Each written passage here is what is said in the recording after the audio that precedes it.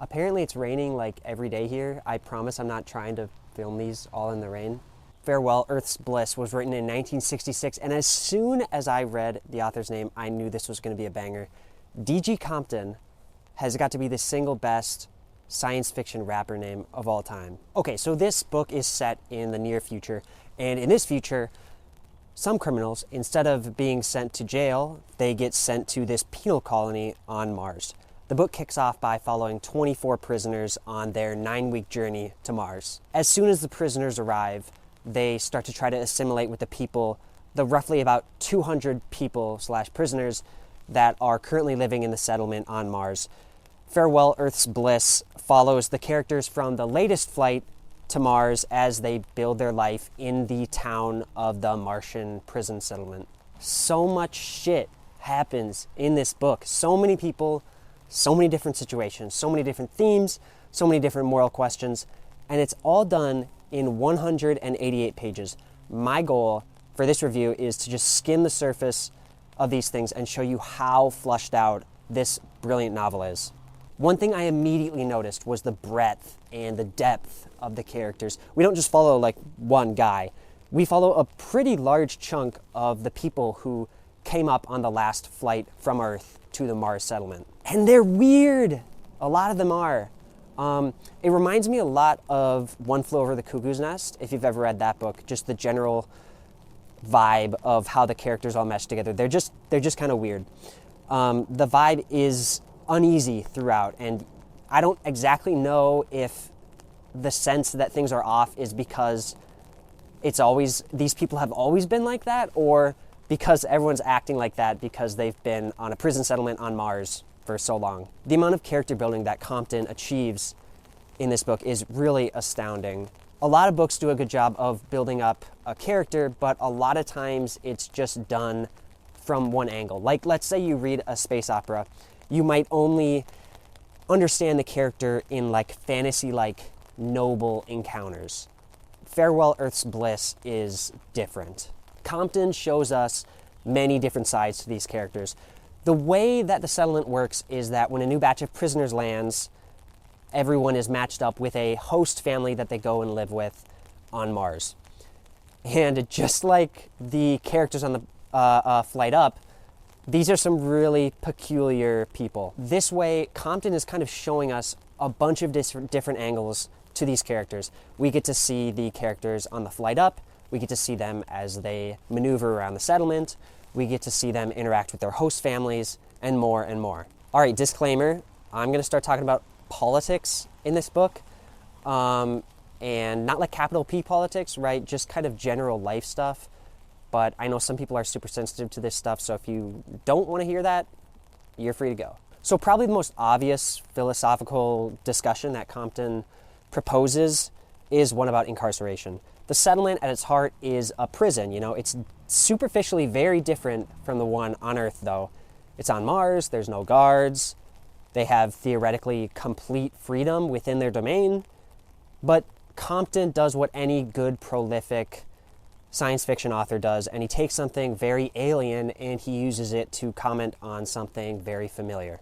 They're simple things, Josh. Sun, moon, sky, simple things till you don't have them. On the journey to Mars, we get to poke around the heads of the prisoners and learn what their outlook is on their sentencing to Mars. And these outlooks range from everything from people thinking that this is a new chance for a new life to people thinking that it's a death sentence. Of course, readers are invited to think about this as well. Condemnation to the settlement on Mars is akin to like life without parole back here on Earth. When we sentence people to life without parole, are we essentially sentencing them to death? I don't know, man. I thought about this a lot during the book. Is it that much more inhumane to sentence someone to life without the possibility of parole on Earth than to condemn a prisoner to this Martian prison settlement? The prisoners on Mars, sure, they have more hunger, but they also get to have jobs where they work for their food and they get to have freedoms, etc. I don't know, but it's interesting to think about. Because it piqued my interest, I ended up doing a good bit of research on prison stats for this review, and while I was researching, there was a quote by someone that is serving life without parole for a nonviolent offense. And they said that it was like they were executed, but not, quote, put to rest, which reminded me of a quote in the book where a prisoner says, quote, "It was painful to think that all this was going to end. It was also painful to think that it should all go on forever." So what crimes did these guys really do? Well, the variety of the people on the settlement is crazy. Like, we meet Jacob, who stole money from a bank. We meet Isaac, who was a poor man that stole some plastic to sell. But we also meet people like Simon, who tortured and murdered someone. And again, this is not too far off from real life, right? This book inspired me to get some facts on this. So I read an article that basically just said this shit happens all the time, and too often it's because of race. In the article I read, which I'll link in the description, in 646 reviewed cases, 72.9% of those serving life without parole for nonviolent crimes were black. And I don't know what the fuck is going on in Illinois, because it says there, black people are 33 times more likely than whites to receive life without parole for nonviolent offenses. And I bring up this racial element of it because it's a clear through line in the book. The main character, Jacob, who fudged numbers to steal from a bank that he worked at, is black. And he's living with a dude on the settlement named Simon, who literally tortured and murdered a black guy in a racially motivated attack. And on top of all these big points, Compton just invites so many questions in general about prison. For example, the people on the settlement are all defined by their crimes. E.g., hi, I'm Bob, the rapist, and this is my wife, and the drug dealer. And when this was brought up, my gut feeling was like, this is super messed up. You know, haven't they paid for their crimes by literally being sent to Mars to live out their life on some Martian settlement? Can't they try to live beyond their crimes now? But at the same time, isn't it fair for someone housing with like a rapist to know that that's who they're with? There's also sort of this question on the arbitrary nature of some of these sentences. Like, some of the people on Mars are sentenced because they did things like corrupted the children, which is like they spread false information to kids. And in my head, I'm like, that's messed up. Why are they sentenced so harshly for something like that?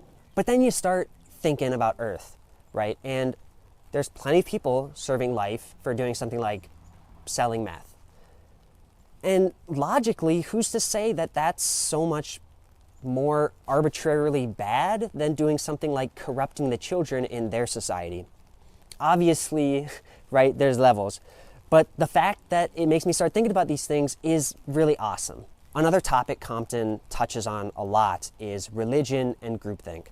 And notice that I say religion and groupthink and not groupthink through religion, because I think he does a great job of how these things go hand in hand and how they can feed off of each other to make life miserable for anyone involved. Repeatedly, characters in the book use the moral justification of their desire for conformity and group success to normalize tragic things like sentencing people to death on the settlement for petty crimes or even just mishaps.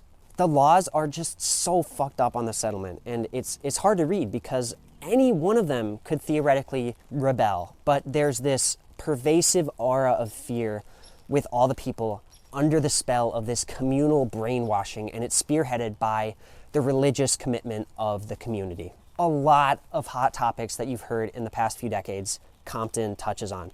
Racism, homophobia, sexism, abuse, corruption, etc. Again, all in 188 pages.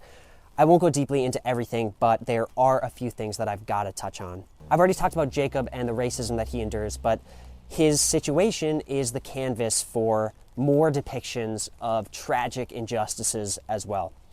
Not only was he cast away by society by being sentenced to imprisonment on another planet, but on the settlement, he's regularly cast out as well. He's not like barred from doing things, but he's constantly having to ask himself if people are accepting him for who he is, or if there's a limit on how close he can get to his friends on the settlement just because of his skin tone. He's a complicated character too. He doesn't necessarily handle this in the best of ways.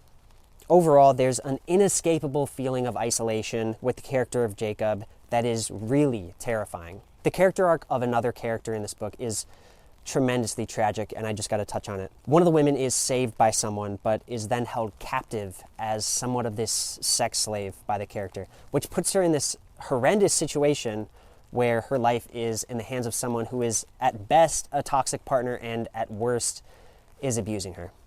Really chilling stuff. I've thought a lot about the title of this book, maybe because it's so fucking bomb, but it says that they're leaving the bliss of Earth.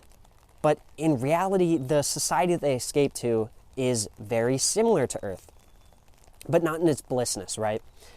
It still has that homophobia, corrupt power structures, racism, etc.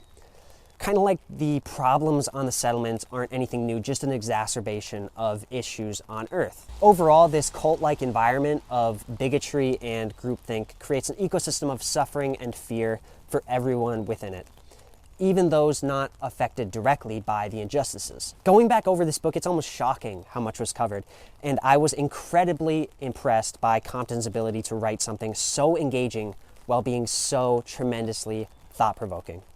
Thanks for watching.